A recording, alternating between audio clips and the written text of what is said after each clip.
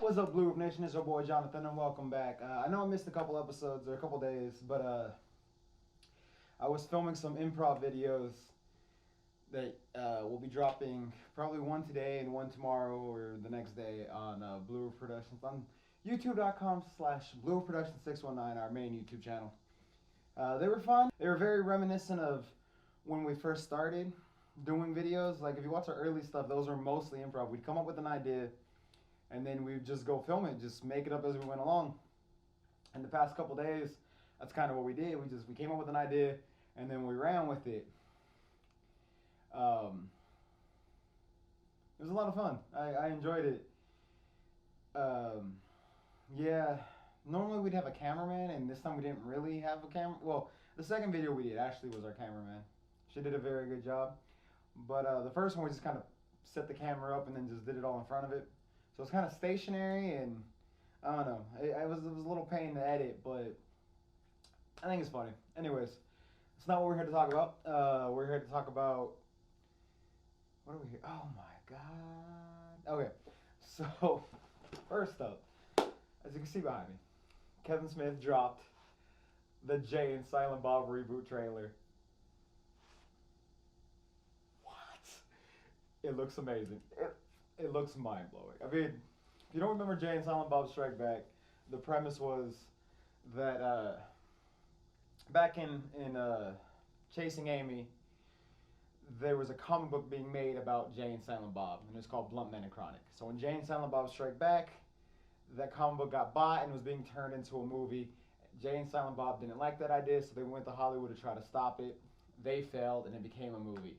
So this one is, now that everyone's getting remakes of every movies, they're remaking the Jay and Silent Bob film. And again, Jay and Silent Bob are like, oh hell no, and they're going to go stop it. And so this is the first View Askew movie we've had in quite a while. Because Clerks 3, Jeff Anderson bailed out on the project, so it kind of fizzled and died. Mallrats, Universal kind of put the halt on that. So we're finally getting another View Askew movie. And it's been so long. And Kevin Smith is doing a reading of the Clerks 3 script for charity. He's doing two readings, but it's in Jersey, so I can't go. I'm really hoping they release it as a podcast or something, like maybe put the recording online and let people donate to the charity if they want to buy it, kind of like how Tesdy does, because that would be amazing. I really want to hear Clerks 3. Anyways, so this trailer. Well, Ben Affleck and Matt Damon are in it, which it was, I honestly didn't think Ben Affleck would be in it. It seemed real sketchy if he was going to be in the Mallrats sequel.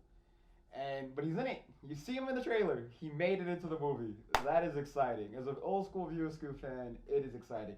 And you kind of knew ahead of time that was going to happen because Kevin Smith tweeted something and Ben Affleck replied to it, Snoochie Boochie. So it's like, oh shit, the old gang's coming back together. Which, speaking of the old gangs coming back together, do you think Jeff Anderson's in it? Do you think Brian O'Halloran and Jeff Anderson made it to this movie? I mean, he didn't do Clerks 3 mainly because of how the Weinsteins did them with the money for Clerks 2. Maybe he comes in for a cameo as Randall. I don't know. I think that'd be cool. Anyways, though, it just looks awesome. Q's in the trailer. Harley Quinn Smith is in the trailer. Like, it looks legit. I cannot wait.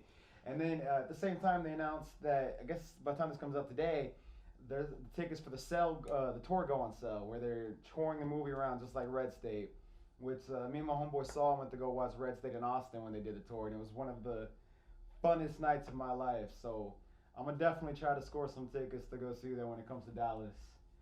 But that is so exciting. If not, I hope they do still put it in theaters or do something, because I want to see this on the big screen. I'm so beyond excited for this. You literally have no idea how excited I am for this. That being said, there's some other movie news I want to talk about as well. So, since last time we did this, like they dropped some news about 007, the next 007 movie. I think it's Daniel Craig's last, and that there's going to be a new 007. Not a new James Bond, but a new 007. And it's I forget her name, but the lady who played on Captain Marvel, Carol Danvers' best friend, the mother of my personal favorite, Captain Marvel, because you remember she's just a little girl in that movie. But she's gonna be the new 007 after James Bond retires. They give his number to somebody else, and it's her. And a lot of people are upset about that, up in arms, and it's just like, why? Like, why are you upset about it? How does that affect you? I actually think it's cool because it establishes that yes, James Bond is the man and it's not a title. And 007, why can't it be a woman? If it's just a title, why can't it go to somebody else? The only thing that I would do differently if I was in charge, because I was thinking about it, because the premise to me is like, okay, so he retires, they pass the number on to her, and then they pull him out of retirement, and he's now working with 007, but he's no longer 007. And I was just like, damn, when I heard that, I was like, that is such a cool premise. The only thing I would do differently, and this is just a mild complaint, not really even a complaint, because I'm still going to watch this movie, and I fucking love the premise. But what I would do if I was in charge is this movie that's coming out, I would make the beginning of it a James Bond movie.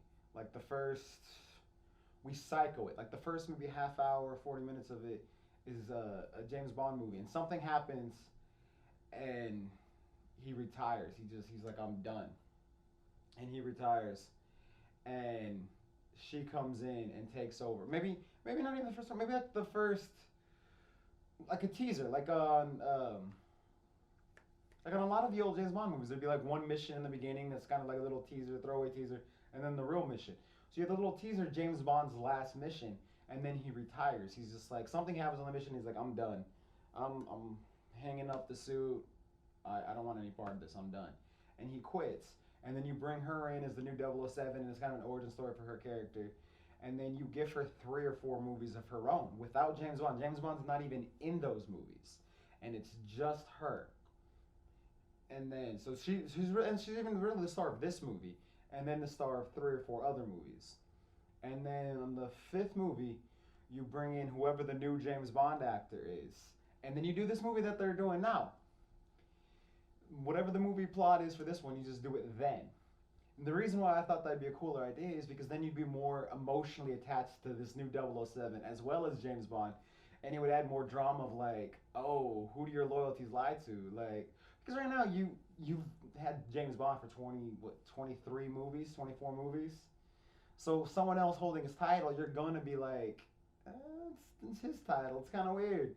But if you give her like 4 or 5 movies, in the last 3 or 4 movies, to become that character and embody it, and then bring him back, it will be more jarring. And I just think that'd be a cooler premise, because that's basically what they're doing in this movie. They're just doing it all in one movie, and I think if you spread it out a little bit, it would have more of an emotional impact. But that's just my theory. Either way, I love this premise, and I am there. I'm all for it. What else did I want to talk about?